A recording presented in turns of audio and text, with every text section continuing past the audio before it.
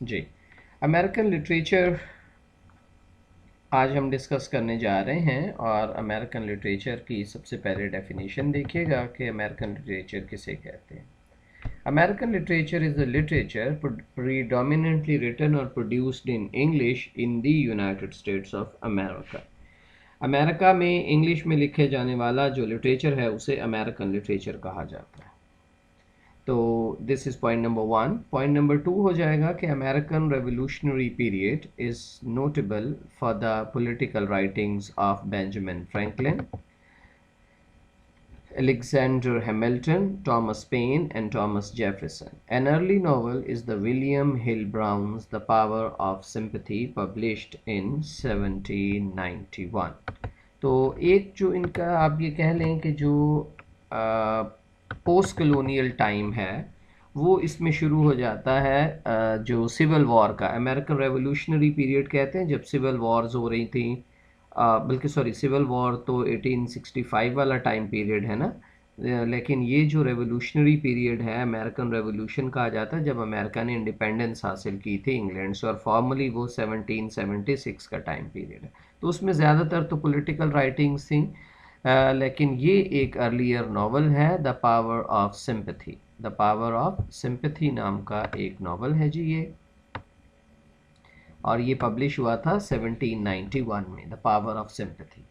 उसके बाद नेक्स्ट, ये बहुत इंपॉर्टेंट है, ये तो कई दफ़ा पेपर में आ चुका है कि द स्कारलेट लेटर किसने लिखा है जी। द स्कारलेट लेटर और कब लिखा गया, 1850 में लिखा गया, और ये नथानियल हॉथॉर्न ने लिखा। नथानियल हॉथॉर्न का ये क्लासिकल नावल है और इसे अमेरिकन लिटरेचर के क्लासिक्स में शुमार किया जाता है। फिर Hawthorne influence Herman Melville, author of Moby Dick. अब ये जो मोबी डिक है ये भी बहुत इंपॉर्टेंट है, this you have to remember.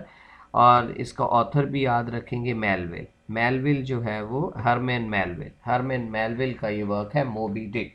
Harman Melville, और इसका ये वर्क है मोबी डिक, और ये अंडर इन्फ्लुएंस ऑफ हॉथॉर्न लिखा गया। तो यहाँ पे अगर आप जो स्क्रीन पे इस वक्त हाईलाइटेड देख रहे हैं, द पावर ऑफ सिंपैथी है, उसके बाद द स्कारलेट लेटर है नथानियल हॉथॉर्न का, फिर हरमन मेलविल का मोबी डिक है। ये इंपॉर्टेंट नॉवेल्स हैं जी। 1851 में मोबी डिक पब्लिश हुआ था। उसके बाद अगर हम पॉइंट को देखें तो नेक्स्ट पॉइंट है major American poets of the 19th century include. कौन कौन से थे जी, ये वॉल्टर वाइटमैन है जो पोइट्स में, और एमिली डिकिंसन है। एमिली डिकिंसन बहुत ही फेमस नॉवलिस्ट पोइट, और इसकी जो पोइम्स हैं वो एक काउंटलेस लिस्ट है, सच ए ह्यूज लिस्ट है इसकी पोइम्स की। उसके बाद एडगर एलन पो है जी। एडगर एलन पो एक बहुत बड़ा नाम है जी, शॉर्ट स्टोरी राइटर था ये, बहुत बड़ा नॉवलिस्ट भी था। उसके बाद जो बड़ा नाम आता है वो मार्क ट्वेन का आता है। मार्क ट्वेन जो है वो ह्यूमरिस्ट था, फर्स्ट अमेरिकन राइटर था to be born away from the East Coast. इससे जो अमेरिका से बाहर, आई थिंक ईस्ट कोस्ट उससे बाहर को कह रहे हैं, वहाँ पैदा हुआ था। Henry James achieved international recognition with his novel like the portrait of a lady. अब ये बहुत इंपॉर्टेंट वर्क है जी, हेनरी जेम्स का है ये, और इसका नाम है the portrait of a lady. The portrait of a lady, Henry James का वर्क है the portrait of a lady. अच्छा जी, अब हमारे पास जो पहला नाम है वो एडगर एलन पो का है। एडगर एलन पो जो था 1809 से लेके 1849 तक था। सिर्फ 40 इयर्स इसकी एज रही, and he died at 49 in 1849 at the age of 40। American writer था, पोइट था, एडिटर था, लिटरेरी क्रिटिक था, और इसको कहा जाता है कि अमेरिका में जो रोमांटिसिज्म है उसकी ये एक सेंट्रल फिगर थी। लेकिन इसके वर्क्स की जो सबसे इम्पॉर्टेंट बात थी वो गोथिक नेचर थी। गोथिक नावल आपको पता है कि novel of horror and terror, death and mystery को कहते हैं। और मैरी शेली ने फ्रैंकेनस्टाइन लिखा था, और होरेस वॉलपोल का द कासल ऑफ ओट्रेंटो था, और मिसेस एन रेडक्लिफ का द मिस्ट्रीज ऑफ ओडोल्फो। ये मशहूर नावल्स हैं गोथिक फिक्शन के।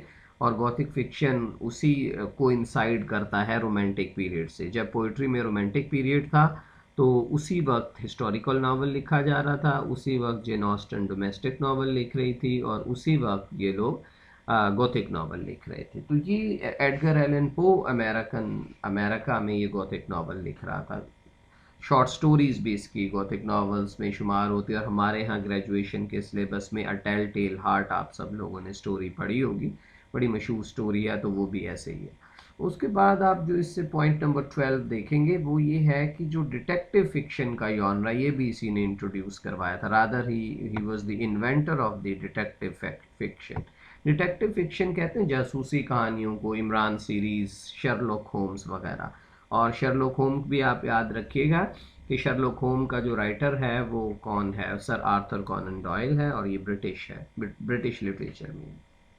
उसके बाद नेक्स्ट है 14 पे पोलिटियन। पोलिटियन जो है 1835 में इसका ओनली प्ले है, इसने एडगर एलन पो ने एक ही प्ले लिखा था और इसका नाम था पोलिटियन। पोलिटियन पोलिटियन ओनली प्ले था इसका। उसके बाद the narratives of Arthur Gordon Pym of नैंटुकेट।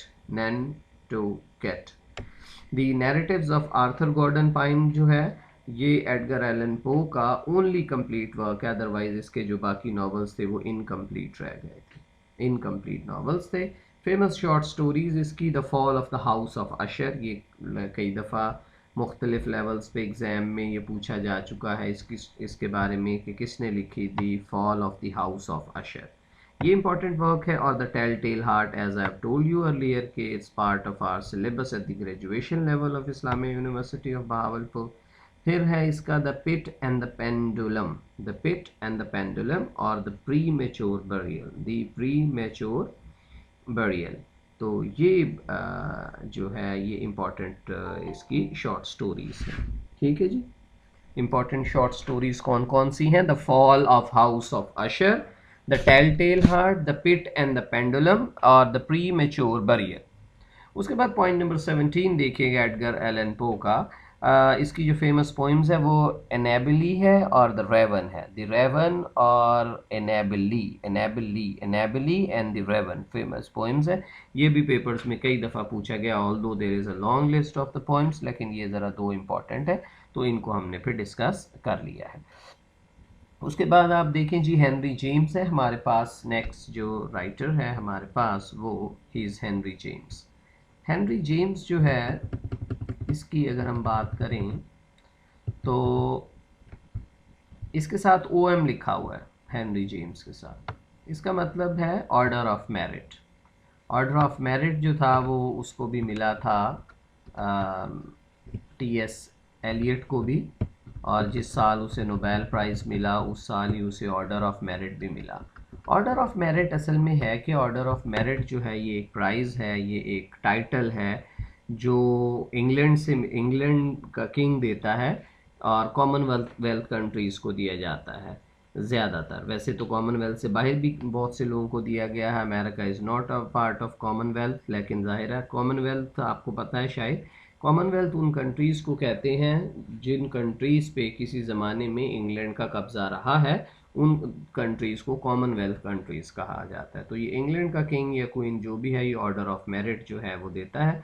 ये एक किस्म का रिबन और वो लगाने के लिए कोट पे एक वो होता है लाइक रिबन टाइप होता है गोल सा बना हुआ, तो उसको ऑर्डर ऑफ मेरिट कहते हैं। तो हेनरी जेम्स भी एक राइटर है जी, बड़ा इंपॉर्टेंट है। 1843 से लेके 1916 तक इसका टाइम पीरियड है, और ये अमेरिकन ब्रिटिश है। पहले अमेरिका में रहा था and then he shifted to the Great Britain, England आ गया था TS एलियट की तरह।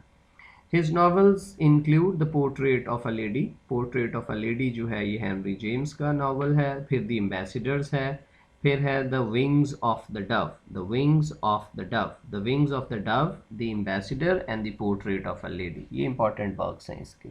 फिर है इसके जी His novella The Turn of the Screw has generated a reputation as the most analyzed and ambiguous ghost story, ये सबसे ज़्यादा एम्बिगुअस घोस्ट स्टोरी थी। वही हेनरी जेम्स जो था ये भी हॉरर फिक्शन के करीब करीब लिखता था, और इसको हम उसी कैटेगरी में क्लासिफाई कर सकते हैं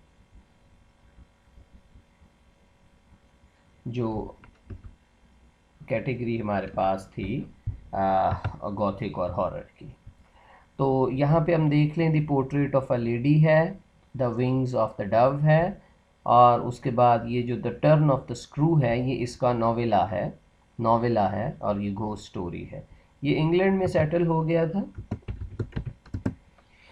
becoming a British citizen in 1915 a year before his death. अपनी डेथ से एक साल पहले ये ब्रिटिश सिटीजन बना था और इसको नोबेल प्राइज़ फॉर लिटरेचर के लिए भी नॉमिनेट किया गया था 1911, 12 एंड 16 में।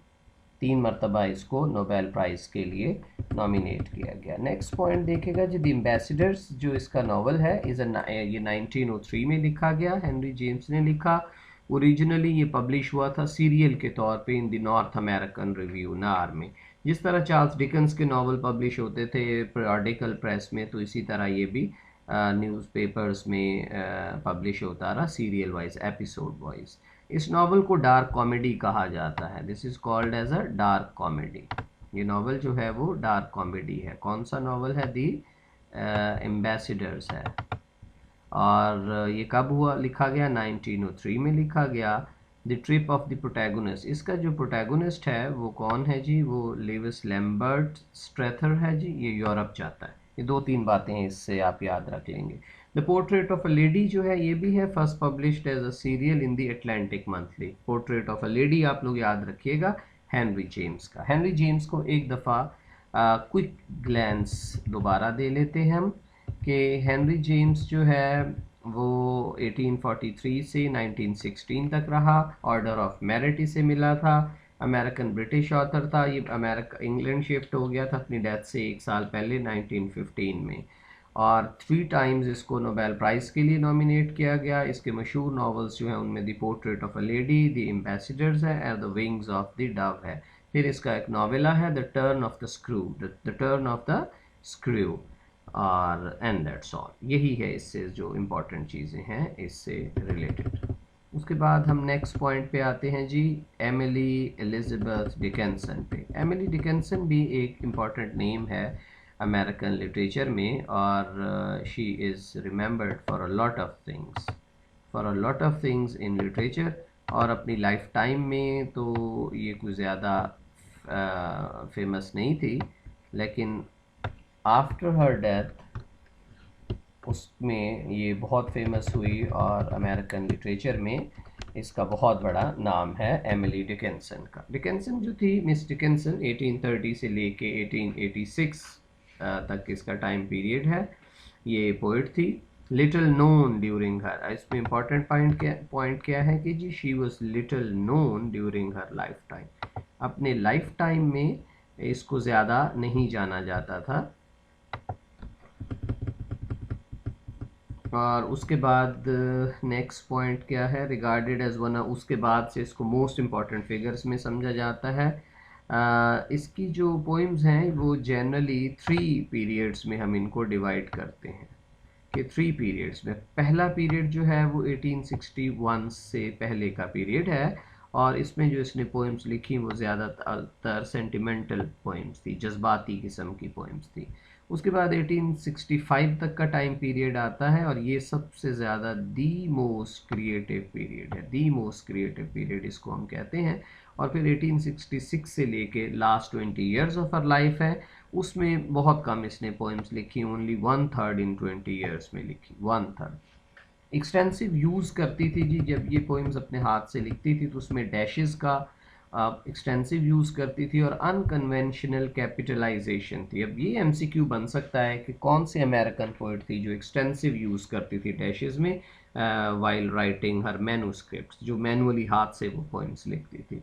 और ये भी क्वेश्चन आ सकता है कि कौन सी ऐसी राइटर थी जो अनफेमिलियर यूज़ करती है और अनकन्वेंशनल रादर कैपिटलाइज, गैर ज़रूरी तौर पे जिस वर्ड को कैपिटलाइज नहीं करना उसको कैपिटल कर रही और जिसको करना है उसको नहीं कर रही। तो ये इसको डिकिंसन का एक इशू था। फिर ये है कि no formal statement of her aesthetic interest, उसने नहीं छोड़ा कि ये नहीं बताया कि वो किस लिटरेरी स्कूल से बिलोंग करती है, कौन से ग्रुप से करती है।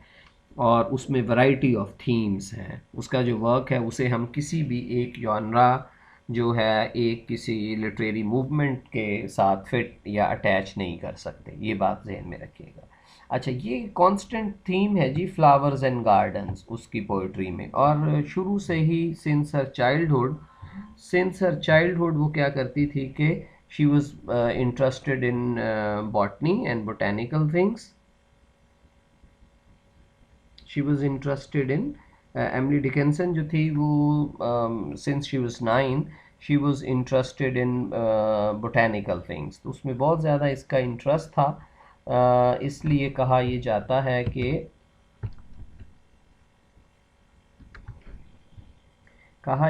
है कि वो बल्कि किसी ने उसको पोइट से ज़्यादा जो था वो कहा था कि ये वो है गार्डनर है। तो ये भी इसके बारे में कहा जाता रहा। उसके बाद फ्लावर्स एंड गार्डन्स जो है ना जी, इसका कांस्टेंट थीम है जी। ये जो फार है ये एक क्रिटिक था, तो ये कहता है कि डिकेंसन की जो पोइम्स और लेटर्स हैं almost wholly concern flowers and gardens. उसके बाद मास्टर पोइम्स, ये बड़ा इंपॉर्टेंट कॉन्सेप्ट है। Dickinson left a large number of poems address to seigneur. ये फ्रेंच में सर को कहते हैं, या सर या master, some kind of a Christian muse. ये क्रिश्चियन पोइटिक म्यूज टाइप का एक करेक्टर था जिसमें ये अक्सर पोएम्स में ना उसको एड्रेस करती है, काइंड ऑफ अ लवर। तो कुछ लोगों ने कहा कि शायद उनका कुछ पर्सनल लवर था, लेकिन ऐसा नहीं था। बहुत से क्रिटिक्स इस बात से एग्री करते हैं कि ये जो दी मास्टर पोएम्स हैं जिनमें वो एक मास्टर को एड्रेस करती है, असल में वो उसका एक पोइटिक म्यूज़ है क्रिश्चियन। और क्योंकि वो रिलीजन की तरफ भी बहुत इंक्लाइंड थी एमिली डिकिंसन, तो गॉस्पेल पोइम्स भी उसने लिखी और मास्टर पोइम्स भी लिखी, तो दोनों में रिलीजियस थीम्स। इसमें इतनी बड़ी वैरायटी है कि पेजेस एंड पेजेस पे उनके टाइटल आ सकते हैं। लेकिन जो सबसे इम्पोर्टेंट मोस्ट फेमस पोइम्स हैं उनमें से hope is the thing with feathers, hope is the thing with feathers है। उसके बाद है because I could not stop for death. ये हमारे मेरा ख्याल है ग्रेजुएशन के सिलेबस में है कि because I could not stop for death. उसके बाद I am nobody who are you. उसके बाद है जी वाइल्ड नाइट्स, और I heard a fly buzz, a bird came, I taste a liquor never brewed. अच्छा, इसमें एक इम्पॉर्टेंट पॉइंट ये देखिएगा कि जो इसकी ज़्यादातर पोइम्स हैं वो अपने टाइटल से स्टार्ट होती हैं, यानी जो टाइटल है पोइम्स का वही यूजुअली फर्स्ट लाइन है इसकी पोइम की। She was famous more as a gardener, gardener के तौर पे ज़्यादा फेमस थी अपनी लाइफ टाइम में, बाद में इसको एक्सप्लोर किया गया। ठीक है जी। तो ये था एमिली डिकिंसन के बारे में, because I could not stop for death इसकी एक मशहूर पोइम है। और दूसरी है hope is the thing with feathers, hope is the thing with feathers. उसके बाद हम आ जाते हैं जी अर्नेस्ट हेमिंगवे पे। अर्नेस्ट हेमिंगवे एक इम्पॉर्टेंट करेक्टर है। इसकी लाइफ बड़ी ही वर्सटाइल किस्म की है। 1899 से लेके 1961 तक इसका टाइम पीरियड है। हेमिंगवे ने अ फेयरवेल टू आर्म्स लिखा, और इसका novella the old man and the sea भी हमारे सिलेबस में शामिल है। और लास्ट टाइम पेपर में इसमें से क्वेश्चन भी आया था, एक क्वेश्चन भी इस पेपर में इसी में से आया था, ये जो ओल्ड मैन एंड द सी में से। लास्ट टाइम था ये, शायद उससे लास्ट टाइम था। अच्छा जी, उसके बाद अब ये जर्नलिस्ट भी था, स्पोर्ट्समैन भी था, राइटर भी था, मिलिट्री में भी इसने सर्व किया, और बहुत कुछ था। अच्छा, iceberg theory is important. Iceberg theory ये लिखता था, इसकी जो थ्योरी थी, जिस थ्योरी के जो इसका राइटिंग स्टाइल था उसको आइसबर्ग थ्योरी कहा जाता है, या फिर थ्योरी ऑफ ओमिशन कहा जाता है। इसमें ये होता है कि जिस तरह आइसबर्ग समंदर के नीचे होता है पूरा छुपा हुआ बर्फ का पहाड़, ऊपर उसकी हल्की सी टिप नज़र आ रही होती है। सिमिलरली इसका स्टाइल भी ये था कि ऊपर से ब्रीफ था लेकिन इन डेप्थ उसमें बहुत मीनिंग होते थे। तो ये मुख्तसर अल्फाज में बात करता था, लंबी चौड़ी फ़िलॉसफी बयान नहीं करता था, जस्ट हिंट देता जाता था, हिंट्स होते थे। क्योंकि ये न्यूज़पेपर रिपोर्टर था तो न्यूज़पेपर में ज़ाहिर है ज़्यादा इरेलीवेंट और तफसीलात की ज़रूरत नहीं होती। तो सिमिलरली शॉर्ट स्टोरीज़ में भी इसने यही टेक्निक अपनाई थी, और इसको आइसबर्ग थ्योरी कहा जाता है। और इसको नोबेल प्राइज़ मिला था जी 1954 में, ही गॉट नोबेल प्राइज़। और इसने 7 नॉवेल्स पब्लिश किए जी। अब ये इम्पॉर्टेंट है कि 7 नॉवेल्स थे इसके ऑल टुगेदर, और 6 शॉर्ट स्टोरी कलेक्शंस थी, कलेक्शंस नॉट शॉर्ट स्टोरीज, ये भी ज़हन में रखें। 6 शॉर्ट स्टोरी कलेक्शंस थी and then 2 non fiction works थे, 2 इसके नॉन फिक्शन के वर्क्स थे, और उसमें से भी 3 of his novels, 4 short story collections, total 6 short story collections थी तो उनमें से 4, टोटल 7 नॉवेल्स थे तो उनमें से 3, और 3 जो नॉन फिक्शन वर्क थे वर पब्लिश पोस्टथॉमसली। अब यहाँ से we need to perhaps change this with some, कि सम नॉन फिक्शन वर्क्स, उसके 3 जो नॉन फिक्शन वर्क्स थे ये पोस्टथॉमसली पब्लिश हुए। पोस्टथॉमसली कहते हैं if something is published after the death of someone, after the death of someone अगर कोई चीज़ पब्लिश हो तो उसे पोस्टथॉमस कहा जाता है। उसके बाद अ फेयरवेल टू आर्म्स है जी। A farewell to arms is a novel, Hemingway का नॉवल है, set during the Italian campaign of the world war. इसकी सेटिंग जो है वो वर्ल्ड वॉर है, और इटली पे जब हमला हुआ था वो है। ये 1929 में पब्लिश हुआ था, फर्स्ट पर्सन अकाउंट है जी। और इसमें एक अमेरिकन सोल्जर होता है जिसका नाम फ्रेडरिक हेनरी होता है, ये एज लेफ्टिनेंट काम कर रहा होता है एम्बुलेंस कोर में, एज मिलिट्री डॉक्टर के तौर पे इसका जो प्रोटैगनिस्ट है। उसके बाद द सन ऑल्सो राइजेस जो है ये इसका डेबिट नॉवल है। डेबिट नॉवल जो है वो कहते हैं किसी के फर्स्ट नॉवल को, ये पॉइंट पहले आना चाहिए था कि ये जो द सन डेबिट नॉवल किसको कहा जाता है, DEBUT। डेबिट नॉवल होता है किसी का भी फर्स्ट नॉवल जिससे वो अपना इम्प्रेशन कायम करता है। तो द सन ऑल्सो राइजेस 1926 में ये पब्लिश हुआ था, और ये इसका फर्स्ट नॉवल था, यानी इसका डेब्यूट नॉवल था। और it portrays American and British expatriates, जो एक्सपेट्रिएट कहते हैं जो अपना मुल्क छोड़ के कहीं और चला जाता है, उनके बारे में है। और जो कि पेरिस से मूव करते हैं पेम्प्लोना की तरफ to running of the bulls and bull fights, ये शायद स्पेन की तरफ जाते हैं। उसके बाद for whom the bell tolls, ये भी हेमिंगवे का एक नावल है, ये 1940 में पब्लिश हुआ, और ये स्टोरी हमें बताता है रॉबर्ट जॉर्डन की। रॉबर्ट जॉर्डन जो है वो एक यंग अमेरिकन है जी, इज़ अ यंग अमेरिकन। और ये क्या कर रहा है इसमें, यंग अमेरिकन है, वॉलंटियर करता है और अटैच होता है ये रिपब्लिकन गुरिल्ला यूनिट्स के साथ during the civil war. Civil war के दौरान as a dynamiter he is assigned to blow dynamite, ये लगाता है और इसको एक ब्रिज जो है वो उड़ाने का टास्क दिया जाता है रॉबर्ट जॉर्डन को, जो इसका प्रोटैगनिस्ट है। तो for whom the bell tolls, for whom the bell tolls the sun also rises, a farewell to arms और the old man and the sea. Old man and the sea जो है इसका novella है, 1951 में इसने लिखा था, और 1961 में ही कमिटेड सुइसाइड। और अगर आप ये इस पिक्चर पे गौर करें तो इसमें आप देख सकते हैं कि ये पीछे जो फ़िश नज़र आ रही है ये मार्लिन फ़िश है, और मार्लिन ये इतनी बड़ी बड़ी फ़िश होती है, और हेमिंगवे उसको विज़िट कर, और परहैप्स इन्हीं को देख के हेमिंगवे जो था इसका सी के साथ एक बड़ा कनेक्शन था। तो ओल्ड मैन एंड द सी में जो ओल्ड मैन है वो इसको ऑटोबायोग्राफिकल एलिमेंट भी उसमें पाया जाता है, और ये मार्लिन आप देख रहे हैं उसके सामने जो बड़ी बड़ी फ़िश हैं ये दीज आर मार्लिन फ़िश। तो ये थे हमारे कुछ points about American literature, and this was our first lecture about American literature, and it will continue.